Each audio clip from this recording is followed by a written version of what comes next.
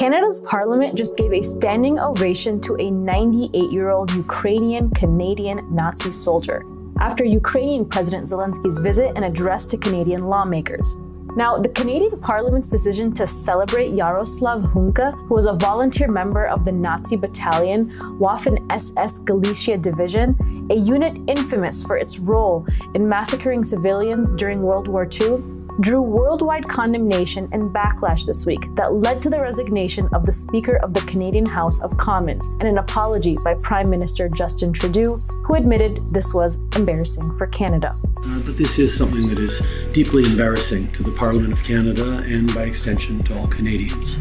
I think it's going to be really important that all of us push back against Russian propaganda, Russian disinformation, and continue our steadfast and unequivocal support for Ukraine. And if you heard that right, this superficial apology attempted to paint Canadian Parliament's inviting and celebrating a Nazi soldier as a political blunder, an honest mistake, and another reason to push back against Russian propaganda. But it certainly wasn't Putin who convinced the Liberal Party of Canada to invite a literal Nazi soldier that is now wanted for extradition by Poland. And it certainly wasn't the Kremlin that organized a private meeting between Trudeau, Zelensky, and the Nazi soldier Hunka himself before the Parliament celebration. Now, to be clear, this was no honest mistake. Lauding Hunka continues a legacy of Canada deliberately supporting and even arming right-wing military factions in Ukraine in the West proxy war against Russia. This includes Ukraine's military order Centuria, which is briefed by Ukraine's openly Nazi Azov battalion. And this only scratches the surface of Canada's long-standing history of aiding SS Nazis after World War II by seeking them out and offering them Canadian citizenship.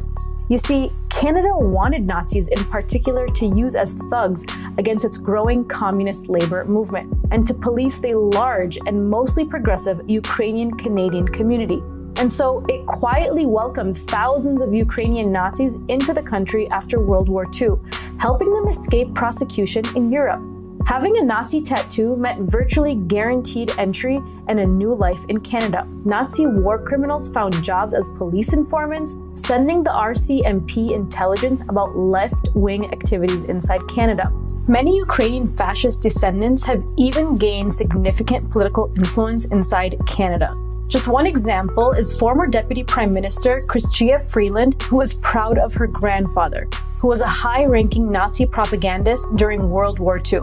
That Canada is now effectively involved in a proxy war against Russia over Ukraine, sending weapons and supporting far-right forces, makes this history of creating a safe haven for fascists all the more relevant. And it doesn't take Russian propaganda to point that out.